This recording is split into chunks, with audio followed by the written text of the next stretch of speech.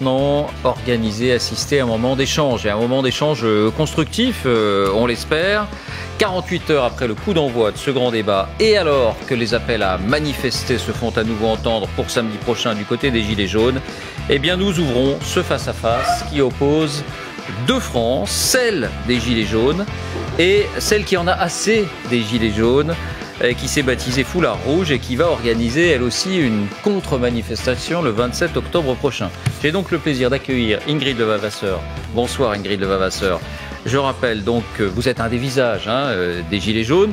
Vous assistiez d'ailleurs vous participiez à la grande réunion, non pas samedi dernier, mais samedi d'avant, à la Provence, à Marseille.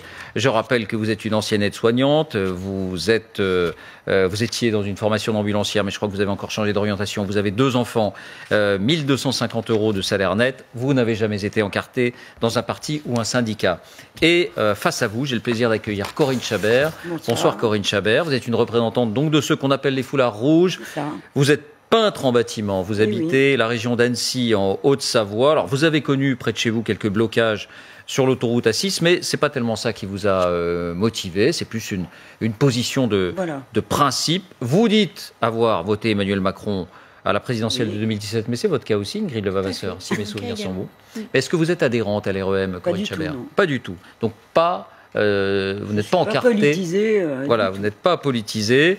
Alors, on va commencer tout simplement par vous demander pourquoi cette contre-manifestation, pourquoi aujourd'hui vous dites stop aux Gilets jaunes? Alors déjà, c'est pas une manifestation, c'est une marche. Donc il y a une grande différence. On revendique pas des choses ni au gouvernement ni à personne. On revendique nos droits de circuler, notre droit à la parole aussi, parce qu'on a été beaucoup muselés et agressés sur les réseaux sociaux notamment et au rond-point. Donc on demande à retrouver l'état de droit, retrouver le calme, pour pouvoir justement entrer en discussion sereinement et commencer le dialogue. Ingrid Levavasseur, votre réponse? En fait, je comprends parfaitement, madame. Je sais qu'on va me tirer à boulet rouge dessus, mais je peux entendre parce qu'on est en démocratie et chacun est libre de s'exprimer et a le droit de circuler. C'est une certitude. Maintenant, c'est vrai qu'on commence bien, vous voyez. Mais il n'y a pas de raison pour que... Poursuivez. Mais je pense qu'on est des individus, en fait, très intelligents et on a eu affaire, effectivement, à des violences.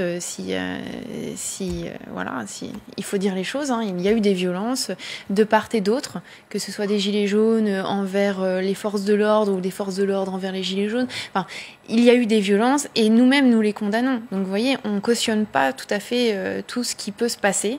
Et effectivement, c'est important de communiquer et j'arrête pas de prôner la communication, donc ne serait-ce avec les médias, avec le gouvernement, avec vous, madame. Maintenant, ce qu'il faut aussi comprendre, c'est qu'il y a une réelle souffrance derrière tout ça. Si ça a commencé à un moment donné, c'est parce qu'il y avait des revendications réelles et il fallait vraiment les mettre sur le tapis. J'espère que ça... On va y venir, à ces revendications. Simplement, d'un mot sur ces manifestations. Ça va recommencer après-demain. Écoutez l'un de vos camarades gilets jaunes sur un rond-point. On est complètement discrédité, à chaque fois on discrédite le mouvement et on continue à être là pour montrer que le mouvement est toujours présent. On est toujours là, tous solidaires. Voilà, les manifestations vont continuer. Qu'est-ce que ça suscite comme réflexion chez vous, Corinne Chabert? Je trouve ça dommage, à l'heure de l'ouverture du débat, je pense que chacun devrait trouver sa place autour de la table et poser les choses. Manifester pendant 11 semaines, je trouve que c'est un petit peu déplacé aujourd'hui. Avec tout ce qui est mis en route pour pouvoir prôner le dialogue justement et poser les choses ouvertement. Moi, je suis un petit peu dépassée par tout ça aujourd'hui. Alors, sur ces manifestations, Ingrid Levavasseur, vous n'êtes pas une inconditionnelle des manifestations. Je me souviens vous avoir entendu dire « moi, je n'irai plus aux manifestations à Paris ». Mais est-ce que vous dites « c'est normal que les manifestations continuent » alors qu'Emmanuel Macron a mis 10 ou 12 milliards sur la table, alors que le grand débat est commencé? Vous comprenez qu'elle continue? Oui, effectivement. Maintenant, je ne vais plus à Paris parce que j'ai eu peur la première fois, mais je continue quand même à aller aux manifestations, aux marches, parce que en fait, précisément, c'est aussi une marche que nous organisons tous les samedis à Rouen, et j'y assiste parce que c'est important. C'est un moment d'échange, de retrouvailles. On ne bloque personne. On défile, on marche, on échange même avec les gens, on parle avec les citoyens qui ne portent pas forcément le gilet jaune. Non, mais là, je suis tout à fait d'accord sur ce point de vue-là. À partir du moment où on n'empiète pas sur la liberté d'autrui, il n'y a aucun problème. Vous avez tout à fait le droit de manifester, comme nous, on a le droit de faire notre marche, parce que je tiens quand même à signaler qu'on reçoit beaucoup de menaces concernant cette marche, d'être agressé le jour de la marche. Quelque part, je trouve pas ça très intelligent. À la limite, qu'on nous laisse faire notre marche et que vous fassiez les choses de votre côté comme vous l'entendez. Nous, on n'en fait qu'une. On va pas en faire une tous les dimanches. Mais pardon, on tourne un peu autour du pot, parce que quand on dit ces marches, elles ne bloquent rien, elles bloquent les commerces déjà. Vous avez vu qu'il y a un nombre de dépôts de bilan qui commence à augmenter, il y a des chiffres d'affaires qui sont largement en baisse. Elles bloquent forcément aussi la circulation. Là-dessus, il faut assumer. Tout à fait, j'assume parfaitement. C'était un but au départ, le fait de bloquer l'économie pour qu'il y ait une réaction du gouvernement. On va pas se le cacher. Moi, ce que je comprends pas, c'est que vous bloquez l'économie, mais par contre, vous dites que vous n'arrivez pas à boucler les fins de mois. Si vous bloquez l'économie française, qu'est-ce qui va se passer? Tout le monde va être de plus en plus pauvre, parce que ça va être ça, de toute façon. Les répercussions, on va les avoir dans peu de temps, je vous le dis. Je suis artisan, je sais de quoi je parle. Donc moi, je suis pas vraiment touchée, parce que je suis pas dans une région qui est touchée. Mais par contre, il y a beaucoup de commerces qui vont fermer, des artisans qui vont mettre la clé sous la porte. Je ne sais pas si vous vous rendez compte le travail en amont de monter une entreprise. Je suis tout à fait d'accord, mais vous êtes artisan, vous pouvez pas me dire que vous êtes contente de payer autant de charges et autant de taxes. Mais moi, je suis solidaire. Moi, je suis solidaire. C'est-à-dire que moi, je sais qu'avec ce que je paye comme impôt et comme charge, j'aide les plus démunis. Et si tout le monde pouvait entendre ça en France... vous êtes quand même submergé par les taxes, par tout ce qui est RSI et compagnie. Le RSI n'existe plus. Oui, enfin, sa nouvelle là aussi, ça a été le RSI, personne n'en voulait, tout le monde voulait sortir du RSI. Le RSI, quelque part, c'était une caisse à part. Aujourd'hui, on est dans le système de l'URSSAF. Et les 40 ans de cotisation qu'on avait provisionnées pour nos retraites, elles sont parties dans le trou de la Sécu. Ouais, elles sont caduques. Vous ne verrez plus la couleur. C'est ça. Oui, voilà. Donc demain, les artisans sont même pas sûrs d'avoir une retraite alors qu'ils avaient... Mais justement, c'est le moment de se battre, c'est maintenant. Mais non, pour ça qu'on se bat. Et puis quand on dit que les commerçants déposent le bilan, c'est qu'à la base, il y avait un problème. C'était des gilets jaunes qui prenaient la sortie du RSI, je suis désolée. Et vous allez avoir le revers de médaille, c'est qu'à force de demander sans arrêt des choses impossibles à réaliser, ou du moins, on va peut-être vous faire des petits cadeaux, des choses comme ça. Mais qui va payer derrière ? Qui va payer tous ces blocages, toute la casse, Il faut pas rêver, vous allez payer comme nous. Mais le grand débat aujourd'hui, c'est quand même grâce aux Gilets jaunes. Il y a quand même eu des mesures qui ont été faites et on peut pas se le cacher. Les 10 milliards mis sur la table, c'est quand même grâce aux Gilets jaunes. Si demain vous payez moins de charges et que vous pouvez quand même embaucher quelqu'un de supplémentaire dans votre société, vous allez pas être contre non plus, parce que là vous pourrez embaucher et là ça tombera directement dans la poche de quelqu'un. Donc on peut pas dire que tout est de la faute du Gilet jaune. Si à un moment donné les commerçants ont déposé le bilan, c'est plus une question de trésorerie. Aujourd'hui, on peut pas dire que c'est en 2 mois, on peut pas dire qu'on a tout foutu en l'air. Et d'ailleurs, je voudrais rebondir là-dessus, parce que moi, j'habite un petit village, et j'ai une commerçante à côté de chez moi, elle a jamais fait un chiffre d'affaires aussi énorme. Donc on parle c'est peut-être pas la généralité. On parle quand même des commerçants qui sont en difficulté, mais on parle pas à côté des commerçants qui ont eu aussi un revers de médaille, parce qu'en n'allant pas chez les gros, ils se sont répercutés chez les petits, et les petits en ont gagné. Et d'ailleurs, je voudrais aussi rebondir que dans la galerie marchande que j'ai eu l'occasion de bloquer, un jour j'ai intercepté une conversation d'une commerçante qui disait « Ah mais non, mais ils bloquent les week-ends, mais la semaine, les gens, ils savent très bien que c'est bloqué le week-end, et ils se vengent la semaine. » Donc, à un moment donné, je serais curieuse de voir réellement les chiffres et la raison du pourquoi et du comment. Toujours pour avancer question un peu, de transparence. Puisqu'on a mis le pouvoir d'achat déjà sur la table, je vous propose d'évoquer certaines des revendications des Gilets jaunes. Celle-ci, par exemple, qui est évoquée par Christophe Chalençon, une autre figure des Gilets jaunes. Le SMIC ne paye pas. Aujourd'hui, il faut un salaire minimum de 1 800 € pour vivre. Parce qu'avec toutes les taxes que l'on a, la vie est chère. 1 800 €, c'est le minimum. Le SMIC à 1 800 €. Corinne Chabert, vous approuvez? Je suis sceptique sur le SMIC à 1 800 €. À savoir que le SMIC, plus il est élevé, et plus, si vous voulez, la pauvreté s'installe. Vous avez des employés vous-même? Non, je peux pas me permettre d'en embaucher, pas parce que j'aurais pas les moyens, déjà parce que je trouve pas de personnel, voilà. Et quand je trouve du personnel, c'est très compliqué parce que à l'heure d'aujourd'hui, je pense que on vient travailler pour avoir un salaire à la fin du mois, mais on s'implique pas dans l'entreprise. Et moi, j'ai été formée chez les Compagnons du Devoir. Et la priorité, c'est de s'investir justement dans son métier. Donc, alors 1 800 €, pour vous, c'est pas sérieux? Pour le SMIC, non. Après, moi, j'ai envie de dire que moi, je suis prête à les mettre sur la table pour embaucher quelqu'un, mais quelqu'un en qui j'aurai confiance et qui m'aidera à faire grandir mon entreprise, oui. Mais là, ça devient compliqué. Via la prime d'activité, le SMIC, il a été augmenté de 100 €. Oui, Il faut encore aller plus loin? En fait, je pense que 1 800 €, dont Christophe Chalençon parle, ça devrait être un salaire minimum. Pas un SMIC minimum, mais un salaire médian minimum. Le SMIC, c'est le salaire minimum. Oui, mais un salaire médian, je veux dire, parce qu'en fait, on parle du SMIC, mais il y a aussi celui qui travaille qui a un peu plus de diplôme et qui n'a pas forcément le SMIC, qui a eu un petit peu plus et qui est dans une grille salariale. La grille salariale, elle peut être un peu plus du SMIC et ne pas bouger. Donc, on pourrait parler d'un salaire médian 1 800 €. C'est largement, c'est très bien pour pouvoir vivre. Et je sais parce que j'ai déjà vécu avec 1 800 € et je suis beaucoup moins en difficulté qu'avec 1 200 € aujourd'hui. Maintenant, vous dites que vous aimeriez bien embaucher mais je crois qu'il y a beaucoup de personnes en fait qui aimeraient être embauchées et gagner 1 800 € et en s'investissant parce que aujourd'hui ils ne se font pas connaître, je vous garantis. C'est malheureux, mais aujourd'hui quand même on est censé travailler pour vivre et pas vivre pour travailler et c'est la tendance et en fait on vit pour travailler à un moindre coût. Voilà, c'est une problématique, mais en attendant si vos charges elles baissaient et que vous aviez la possibilité, faut changer, c'est des mentalités à changer. Je suis bien d'accord avec vous. Voilà, c'est déjà faire le choix de faire un travail qui nous plaît et je pense qu'en France on a tous les moyens de le faire. Chacun a un talent dans la vie. Le tout, c'est de se donner les moyens de l'exercer. On peut pas toujours compter sur les autres pour arriver à faire quelque chose de sa peau, C'est à un moment donné, faut se prendre en main. On vit plus dans une société où on attend tout de l'autre. C'est une société individualiste. Et du coup, si on se prend pas en charge, on n'arrive à rien. Il faut avoir un peu d'ambition, il faut avoir un petit peu de niaque. Moi, je me suis reconvertie à 40 ans. J'ai repassé un CAP, j'ai vécu pendant 1 an avec 700 € par mois. J'ai élevé 3 enfants avec 700 € par mois pendant 1 an.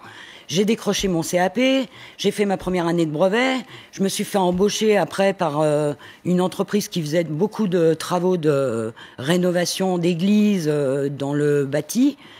J'ai travaillé 6 ans, ils ont déposé le bilan, et après je me suis donné 6 mois à la NPE, parce qu'on m'en donnait les moyens, pour pouvoir monter mon entreprise. Et je me suis investie dedans, j'ai pas compté mes heures, j'ai passé la première année, j'ai fait les choses, voilà. Faut et pas c'est tout des gens, attendre des autres. Non, c'est des gens tout comme ça qu'on a besoin aujourd'hui.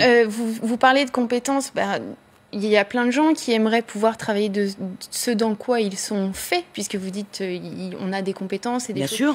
Je suis aide-soignante, j'adore mon métier, mais à un moment donné, 1 250 €, on est d'accord, c'est quand même pas assez pour vivre. Il faut créer votre emploi et vous investir dedans, et je pense que beaucoup mais on de peut choses pas, madame, changeront. on n'est pas libéralisé en tant qu'aide-soignante. Et puis en fait, on parle là de quelqu'un qui peut travailler, mais il y en a plein qui ne peuvent pas travailler. En fait, les gilets jaunes, c'est pas uniquement les travailleurs, c'est aussi des handicapés, c'est aussi des retraités qui ont travaillé pendant 40 années. Vous voyez, c'est 860 € le minimum vieillesse, et ils ont travaillé pendant 40 ans, ils n'ont pas rien fait. Le problème aujourd'hui, c'est qu'il n'y a plus assez fait. d'actifs pour payer les retraites des non-actifs. Donc l'espérance de vie augmente et on fait beaucoup moins d'enfants. Donc forcément, le rapport... en fait, vous êtes un peu gilet jaune parce que vous aussi, vous avez des revendications à mettre sur la table. Une tentative de débauchage. Mais moi, je vais faire partie du grand débat. Je l'ai mis en place au sein des foulards. On a monté un groupe, on discute, on met en place des choses. Bien sûr qu'on a des choses à dire. Mais en fait, on a l'impression que votre credo, c'est un peu « aide-toi et le ciel t'aidera ». C'est tout à fait ça. Aujourd'hui, c'est ça. On peut pas attendre sans arrêt de l'État et sans arrêt de tout le monde pour avancer dans la vie. C'est fini. Mais je crois qu'il y a une mécompréhension du gilet jaune, parce qu'on n'attend pas que de l'État, on attend d'être actif au sein de l'État. On attend mais de pouvoir prendre des décisions. Une augmentation du SMIC, on demande à l'État, à partir du moment où on fait des revendications concernant les salaires, je suis désolée, c'est à vous de faire les démarches dans les entreprises. Je suis pas d'accord. Vous avez des comités d'entreprise, vous avez des syndicats, vous avez tout ce qu'il faut pour mettre en place des mouvements. Ah. Pas partout, il n'y a pas des CE partout, madame. Non, mais par contre, vous pouvez très bien saisir votre employeur et lui faire part de... Le problème aujourd'hui, c'est le dialogue. Je vous invite à aller voir l'employeur de la Croix-Rouge qui ne négocie aucun salaire, par exemple, pour les aides-soignantes à domicile et qui sont plafonnés à 1 180 € et qui n'ont aucune possibilité de négociation. Mais moi, je vous parle de quelque chose que je sais. Mais ça, c'est la réalité du terrain. On ne demande pas à l'État de nous verser un SMIC minimum ni quoi que ce soit. On demande à l'État de faire des efforts pour aligner un petit peu les réformes, pour faire en sorte que tout soit égalitaire, que la justice revienne à un minimum équitable pour tout le monde. Parce que ce soit les retraités, que ce soit les handicapés, que ce soit les chômeurs, il y a à faire. On peut pas rester dans une situation... Sinon, on n'en serait pas là aujourd'hui. C'est compliqué parce qu'il y a trop d'injustice en France. Il y a tellement à faire. C'est pas possible de dire qu'en fait, on ne se bouge pas assez. C'est pas vrai. Je peux pas l'entendre parce que c'est pas la réalité. Moi, je sais pas, ce qui ressort des Gilets jaunes, c'est que les gens travaillent et ne sont pas rémunérés à la juste mesure de... Mais ils travaillent dans quoi? Qu'est-ce qu'ils font? On ne sait pas en fait. S'ils travaillent dans des grands groupes, s'ils travaillent dans des petites entreprises. Il faut savoir qu'aujourd'hui, les patrons sont quand même assez frileux pour embaucher. Je vous l'ai dit tout à l'heure. Et en même temps, c'est le manque d'investissement en fait dans ce pays. Je trouve qui a drôlement chuté. C'est la mentalité, c'est la génération qui arrive. On les sent plus motivés pour rien. Je trouve ça dommage. On est en train de mettre. Je vous propose d'enchaîner sur une autre revendication des Gilets jaunes. Et ça, elle concerne l'exercice de la démocratie. C'est le fameux référendum d'initiative citoyenne, le RIC, écoutez. On veut le RIC. On veut choisir nous-mêmes et qu'ils arrêtent de faire du pognon sur nos institutions. Bon. Le RIC, le référendum d'initiative citoyenne. Corinne Chabert, vous rejoignez les Gilets jaunes, où là aussi vous êtes en opposition? Ah non, moi le RIC, non, faut pas m'en parler. Enfin, le RIC toute matière, comme vous l'avez annoncé. Hein. Après, il y a d'autres formes de RIC qui peuvent être mises en place en France et qui porteront sûrement mieux leurs fruits que celui-là, quoi. Parce que là, c'est une porte ouverte à changer de gouvernement tous les 6 mois, parce que on en aura marre. On connaît le français. Hein. Il élit quelqu'un, au bout d'1 an et demi, il veut le mettre dehors. Donc, non, je pense pas que ce soit une bonne solution. Après, il faut quand même que quelqu'un puisse gérer la France dans le temps. Parce que c'est pas une mince affaire. Je pense pas que vous soyez capable de gérer la France demain. Si Monsieur Macron démissionne, vous mettez qui à la tête de l'État, quoi? Déjà, il faut savoir que j'ai jamais prôné le Macron démission. Donc, et ce depuis le départ, parce que je suis totalement consciente, et beaucoup d'entre nous le sont, que si nous faisons sortir Monsieur le Président du gouvernement, il va falloir remettre quelqu'un à la tête de ce gouvernement, et ce sera exactement la même chose. Nous, ce que nous voulons par le RIC, c'est en fait de pouvoir prendre des décisions de nous-mêmes, que le peuple soit considéré et qu'il soit en mesure de dire si oui ou non il a envie qu'une réforme passe. Par exemple, on parlait tout à l'heure, c'est les 80 km/h. On nous aurait consulté pour ça, on aurait pu savoir. Mais moi, je peux vous parler d'un autre RIC, le RIC local. Voilà. On est quand même. Il y a la même. Voilà. Vous savez, en fait, c'est assez stupide. On a des points communs. Il faut pas rêver. Moi, je pense qu'aujourd'hui, en région, il y a beaucoup plus à faire et pour régler les problèmes, ça sera bien plus simple de les régler en région. Parce que c'est en région, les problèmes. Dans la Creuse, ils n'ont pas de travail. En Haute-Savoie, ils en ont beaucoup. Dans la Creuse, l'agriculture, ça marche bien. En Haute-Savoie, c'est moyen. Voilà. Suivant la région où on est, qu'il y ait des lois qui se fassent au niveau des citoyens. C'est-à-dire qu'on consulte le citoyen pour dire, moi, on est, par exemple, 100 000 à trouver des problèmes dans ce domaine-là. On essaye de mettre en place quelque chose qui va régler ce problème-là. C'est ça. Au niveau de la commune aussi, vous disiez. Oui, je parle de la commune parce que, on se rejoint là-dessus. Je pense que effectivement, il faut pas partir dans tous les débats parce qu'on est très nombreux en France et que ce serait en plus compliqué à mettre en place. Mais quand même, c'est quand même important de pouvoir décider si oui ou non on a envie de fermer la gare qui est à proximité, si oui ou non, par exemple, à Bernay, il y a une maternité qui risque de fermer. On est quand même, nous, en tant que mère ou parents, à même de décider si oui ou non on voudrait que cette maternité ferme, puisque c'est une maternité qui fonctionne. Encore une fois, c'est pour arranger l'État et l'ARS, alors qu'on est quand même assez intelligents pour décider et c'est ça en fait le RIC, c'est pour être décisionnaire des réformes qui peuvent arriver au niveau du peuple. Un point d'accord sur le référendum d'initiative citoyenne au niveau local. Citoyenne ou populaire, oui, bon, c'est pareil. Populaire. On fera l'encadrer. On arrive doucement au terme de votre face-à-face et je voudrais vous proposer d'entendre quelqu'un qui, lui, prône une troisième France. On parle des deux France, lui pense à une troisième France et pourquoi pas à une troisième manifestation ou rassemblement. Écoutez Jean-François Kahn. Une autre France, une France qui en même temps porte le mieux de ce qu'expriment les Gilets jaunes, sur le plan social, sur le plan démocratique, et refuse le pire de ce qu'expriment les Gilets jaunes. Que cette France-là puisse, à son tour, dans une sorte de manifestation puissante, pacifique, s'exprimer, et ce qui, entre parenthèses, donnerait au monde, à l'Europe, quand même une autre image de notre pays. Voilà. Jean-François Kahn, le grand réconciliateur. Il y a du bon ici, il y a du bon là. Réconciliez-vous et soyons tous ensemble. Un mot de commentaire en forme de conclusion, Corinne Chabert. Moi, j'aime beaucoup Jean-François Kahn, donc je ne vais pas contredire ce qu'il vient de dire. Je pense qu'au sein des Gilets jaunes, il y a moyen quand même de dialoguer avec nous et avec l'ensemble des citoyens français. Arrêtez de vous braquer contre tout, essayez de rallier quand même un petit peu les rangs de la démocratie et de prôner le dialogue. Après, ceux qui n'ont pas envie de dialoguer, on s'en fiche, ils sont très peu. Mais essayez de rassembler parce que vous avez coupé la France en deux aujourd'hui et je peux vous garantir que le malaise de l'autre côté, il est vraiment perçu comme ouais, et puis on a l'impression que d'être dans une société totalitaire. Et on est bâillonné, on est insulté, injurié, et c'est venant de la part de nos concitoyens. Je trouve ça quand même bien dommage de diviser cette France et de ne pas arriver à trouver un moyen d'entente. Votre réponse à l'appel de Corinne Chabert, Ingrid Levavasseur. Eh bien écoutez, c'est quand même assez drôle puisque c'est quand même ce que je prône depuis toujours, c'est de discuter et nous on veut bâillonner personne. Mais c'est ce qu'on prône nous depuis le début du mouvement. Mais tout à fait, mais en même temps je peux comprendre votre souffrance et la souffrance des Gilets jaunes. En fait c'est toute une souffrance de la population qui se retrouve là parce que au final on essaie de dire quelque chose et vous essayez de nous dire quelque chose et le gouvernement ici, il y a un blocage et il faut qu'on arrive à faire exploser ce blocage et qu'on arrive enfin à faire quelque chose tous ensemble. Parce qu'au final, que ce soit les blouses blanches, les stylos rouges, les foulards rouges, les gilets jaunes et tous les mécontents et tous ceux qui souffrent dans cette société, on se retrouve à dire exactement la même chose. Encore une fois, que ce soit au sein des Gilets jaunes ou des autres, on est tous d'accord sur le fond, mais pas sur la forme. Donc, on peut faire quelque chose, faisons-le, communiquons. Voilà. Moi, je pense que là, le débat est ouvert et moi, je vous invite à...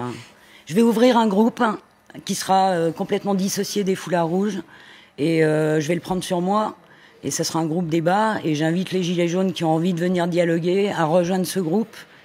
Je prendrai vos coordonnées sortie plateau. Eh bien voilà, on vous laisse poursuivre ce dialogue hors plateau. On parlait de dialogue constructif. Je crois que vous étiez au rendez-vous. Merci beaucoup à vous deux. Merci Corinne Chabert. Merci Ingrid Levavasseur pour cet échange.